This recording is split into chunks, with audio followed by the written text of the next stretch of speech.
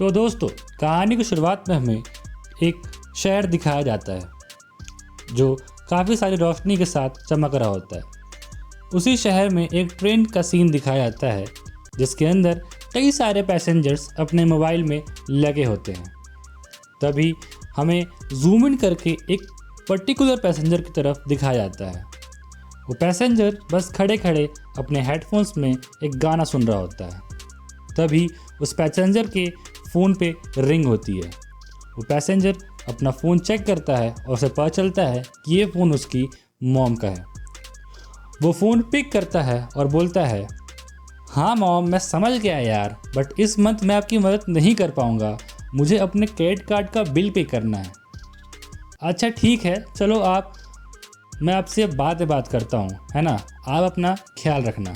ऐसा बोलते ही वो अपनी मॉम का फ़ोन कट कर देता है और वापस से वो अपने हेडफोन्स लगा के गाना सुनना शुरू कर देता है।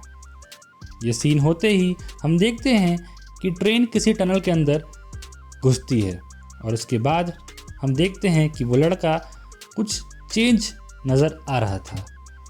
जैसे कि हम अगले ही सीन में देखते हैं कि वो लड़का की आंखें पूरी तरीके से लाल हो चुकी थी और लड़का अजीब सी क्रीपी स्माइल दे रहा था। तभी हमें कई सारे पैसेंजर्स की आवाज़ सुनाई देती है। एक पैसेंजर उनमें से बोलता है, तुम यहाँ से निकलो। तभी एक लड़की बोलती है, बेबी उस आदमी की आंखें देखो। तभी एक आदमी बोलता है, तुम पागल हो क्या, यहाँ से हट जाओ। तभी दूसरा आदमी बोलता है, तुम बहरे हो क्या, यहाँ से हटो। तभी हम देखते हैं कि कई सारे खून के छींटों के साथ वो आदमी दिखता है। तभी तीसरा आदमी बोलता है, वो खा रहा है, वो इंसान खा रहा है। तभी हमें नेक्स्ट स्टेशन की अनाउंसमेंट सुनाई देती है कि नेक्स्ट स्टेशन डोंगसान स्टेशन होने वाला है, जिससे हमें ये पता चलता है कि हमारी ट्रेन अभी रुक चुकी है। और तभी हम देखते हैं कि हमारा वो बंदा उस ट्रेन से बाहर निकलता है और बाहर निकलते ही उसके सामने 3 पुलिस वाले उसकी तरफ गन पॉइंट करके खड़े रहते हैं। वो पुलिस वाले भी उस बंदे को देख के बहुत ही ज़्यादा डर जाते हैं, क्योंकि उस बंदे के चेहरे पे पूरा खून ही खून लगा होता है और उसके आसपास भी सिर्फ खून होता है। हम उस वक्त देखते हैं कि उस बंदे की आंखें अभी भी पूरी तरीके से लाल हैं, लेकिन अगले ही पल उसकी आंखें पूरी तरीके से नॉर्मल हो जाती है और तभी हम देखते हैं कि उस बंदे के चेहरे पे पूरा खून ही खून लगा होता है। वो बंदा बहुत ही ज़्यादा डर जाता है। उसको समझ नहीं आ रहा होता है कि उसके आसपास या फिर उसके हाथों में इतना सारा खून आया कहाँ से आखिर। तभी हम देखते हैं कि हमें डेट और उस जगह का नाम पता चलता है। उस जगह थी सियोल और ईयर था 2020। और तभी हम देखते हैं ये सारे पुलिस वाले उसके ऊपर कूद जाते हैं, जिसकी वजह से उस बंदे ने जो हेडफोन पहना हुआ था वो उसके कानों से गिर जाता है। वो हेडफोन गिरते हुए हम कुछ आवाज़ सुनते हैं उसमें से, जो कि थे, वी आर अंडर अटैक। और तभी सारे पुलिस वाले उसके ऊपर चढ़ चुके होते हैं और वो बंदा बहुत ही ज़्यादा घबराया हुआ होता है और उस बंदे की आंखों से आंसू आने लगते हैं। और जब वो हेडफोन नीचे गिर जाता है तो हम देखते हैं कि वो हेडफोन अब नॉर्मल हो चुका है। उस हेडफोन्स में से सिर्फ और सिर्फ नॉर्मल गाने बज रहे थे। और तभी हम देखते हैं कि पूरा का पूरा सीन शिफ्ट हो जाता है और हम देखते हैं एक दूसरे बंदे को, जो कि एक रेड जैकेट पहने हुए भाग रहा होता है। वो बंदा भागते भागते एक सीढ़ी के पास पहुंचता है। जब वो सीढ़ी से नीचे उतरने की कोशिश करता होता है तो उसका पैर फिसल जाता है, जिसकी वजह से वो नीचे गिर जाता है। और जब वो पीछे मुड़ता है तो वो देखता है कि उसके पीछे एक बंदा खड़ा होता है। वो रेड जैकेट वाला बंदा अपने हाथों को ऊपर करता है और अपने हाथों में पिस्टल इमेजिन करता है और देखते ही देखते उसके हाथों में वो पिस्टल आ जाती है। वो तुरंत ट्रिगर दबाता है, लेकिन गोली चलती ही नहीं। जब वो देखता है तो उसे पता चलता है कि उसके गन का मजल ही गायब है। तभी सामने वाला बंदा उसको बोलता है, मैंने सोचा था कि तुम बहुत ही अच्छा गेम खेलोगे मेरे साथ, लेकिन तुम एक बहुत ही बड़ी डिसअपॉइंटमेंट हो। और तभी सामने वाला बंदा अपने हाथ को साइड में करता है और गन इमेजिन करता है और तभी उसके हाथों में एक राइफल आ जाती है। और तभी सामने वाला बंदा उससे क्वेश्चन पूछता है और बोलता है, आखिरकार तुमको मरना तो है ही, तो तुम दर्द के साथ मरना प्रेफर करोगे या फिर बिना दर्द के साथ। और ये बोलते ही वो उसके ऊपर गोली चला देता है। वो गोली सीधा उसके कान पे लगती है और फिर दूसरी गोली सीधा उसके पैर पे, और तभी वो लड़का गिर जाता है। और तभी हम देखते हैं कि दूसरा लड़का अपनी गन को चेंज करता है एक तलवार में, और तलवार सीधा उस रेड जैकेट वाले बंदे के पेट में घुसा देता है और दूसरे ही पल वो उसकी गर्दन उड़ा देता है और बोलता है, डाई यंग फिल।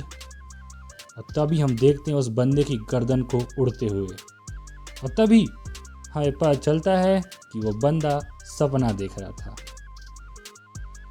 और जैसे ही वो अपने सपने से उठता है वो बहुत ही तेज चिल्लाता है, जिसकी वजह से उसकी मॉम उसके रूम में आ जाती है और घबराते हुए पूछती है, फिल क्या तुम ठीक हो?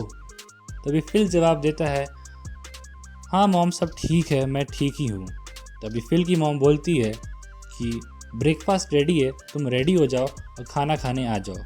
फिल उसको रोकते हुए बोलता है कि रहने दो, इसकी ज़रूरत नहीं है मिस।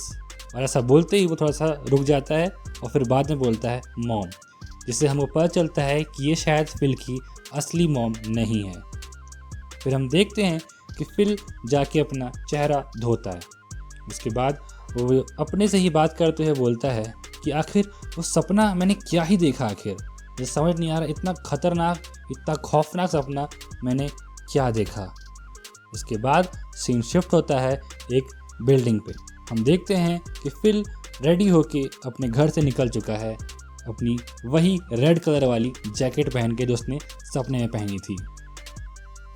और उसके बाद फिल अपने रास्ते चलते हुए अपने आप से ही बात करता है और बोलता है, मेरा नाम यंग फिल है और मैं एवरेज बनने के लिए पूरी कोशिश करता हूँ।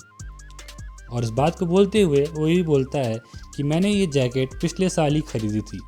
ये उस टाइम बहुत ज़्यादा पॉपुलर थी, लेकिन ये जैकेट ना ही ज़्यादा बहुत एक्सपेंसिव है और ना ही बहुत ज़्यादा सस्ती है। ये भी एक एवरेज जैकेट है। इसका प्राइस हमको दिखाया जाता है जो कि था 280,000 वॉन। इसके बाद सीन शिफ्ट होता है और हम देखते हैं कि फिल अपनी क्लास में आ चुका है। और उसके बाद हम देखते हैं कि फिल अपनी एकेडमिक्स के बारे में कुछ बताता है, जिससे हमें पता चलता है कि फिल अपनी क्लास में भी एक बहुत ही एवरेज स्टूडेंट है। सीन फिर शिफ्ट होता है और हम देखते हैं कि फिल अभी दौड़ रहा होता है और वो खुद से बात करते हुए फिर से बोलता है कि मेरी हेल्थ, हाँ बिल्कुल मेरी हेल्थ भी बिल्कुल एवरेज ही है, ना ही बहुत ज़्यादा अच्छी ना ही बहुत ज़्यादा ख़राब। ये बात वो दौड़ते हुए बोलता रहता है। उसके बाद सीन फिर शिफ्ट होता है और हम देखते हैं एक लड़की को, जिसका नाम हमें बताया जाता है क्वाक सो योंग। इस लड़की को हम क्वाक बुलाएंगे ताकि हमको थोड़ा बोलने में ईजी हो। उसके बाद वो लड़की योंग फिल से बोलती है, तभी क्वाक बोलती है फिल से कि तुम बहुत ही ज़्यादा एक्सक्यूज़ करते हो यार, और तुमको एडमिट करना ही होगा कि तुम फेल होने के डर से कोशिश ही नहीं करते, तुम बस अपने आप को जस्टिफाई करते हो और एक्सक्यूज़ बनाते हो ताकि सेफ फील कर सको। और ये सब तुम अपने आप को सेल्फ प्लेजर करने के लिए करते हो। तभी ये सेल्फ प्लेजर वर्ड सुन के उनका एक और दोस्त जो कि वहीं बैठा होकर गेम खेल रहा होता है, तो शॉक होकर बोलता है, सेल्फ प्लेजर? क्या मैंने सही सुना, सेल्फ प्लेजर? तभी क्वाक बोलती है, बेवकूफ़ लड़के, तूने सेल्फ प्लेजर सुन के बस तेरे दिमाग में यही आया, साला ठरकी कहीं का। और फिर वो लड़का बोलता है, छोड़ो यार ये बातों को, ये देखो मेरे नए वर्चुअल प्रोजेक्टर गेम, अरे भाई बहुत मज़ेदार है ये गेम, मैंने सोनेक्स का खरीदा है, मैंने अपने सारे पैसे इस पर खर्च कर दिए थे। तभी क्वाक बोलती है, अब तूने सारे पैसे इस पर खर्च कर दिए, अब तू हम ही लोग के साथ खाना खाएगा ना, फ्री में वो भी। तभी लड़का बोलता है, बिंगो, सही बोला। लड़की बोलती है, हट यहाँ से साला ठरकी कहीं का। तभी वो गेम खेलते खेलते बहुत ज़्यादा खुश हो रहा होता है। तभी हमें उसका नाम पता चलता है जो कि है हा इल सो। हम इसको शॉर्ट में बुलाएंगे इल्सो ताकि थोड़ा बोलने में ईजी हो। तो let's get back to our story. तभी हम देखते हैं कि एक दूसरा लड़का वहाँ पे आता है और वो बोलता है, ए वर्जिन, तुझे लड़की से मिलना है क्या? और ये बोलते हुए ही हमें उस लड़के का चेहरा दिखाया जाता है और लड़का बोलता है, लॉन्ग टाइम नो सी लूजर्स। और तभी हमें उस लड़के का नाम पता चलता है। इसका नाम है किम दो गैंग और ये बंदा द मू2 क्लैन का लीडर होता है। इसको हम बुलाएंगे किम शॉर्ट में, ताकि हमको थोड़ा इजी हो। तभी क्वाक बोलती है, मुझ जैसी लड़की को तुम लूज़र बोल रहे हो, बेवकूफ कहीं के। और तभी इल्सो वहाँ से जाने लगता है और बोलता है, लगता है मुझे अब यहाँ से जाना चाहिए। और तभी किम उसको रोकते हुए बोलता है, नहीं मेरे दोस्त, अभी तुझे यहाँ से नहीं जाना, अभी तेरे जाने का टाइम नहीं हुआ है और टेंशन मत ले, इस बार मैं तुझे ब्रेड लेने के लिए नहीं भेजूँगा। और तभी फिल उससे पूछता है कि तेरा सस्पेंशन ख़त्म हो गया? और तभी किम बोलता है, हाँ यार ख़त्म तो हो गया। फिल बोलता है, मैंने सुना कि XX हाई स्कूल से लीडर से आज तेरा मैच होने वाला है। किम बोलता है, वो मैच कैंसिल हो गया है क्योंकि वो लड़का मर गया। और ये बात सुनते ही फिल और उसकी दोस्त लोग वहाँ पे शॉक हो जाते हैं। तभी फिल पूछता है, मर गया? कैसे मर गया? और फिर किम बोलता है, मुझे नहीं पता, मैंने सुना है कि शायद सफोकेशन से मारा गया, मतलब शायद किसी ने उसका गला दबाया था।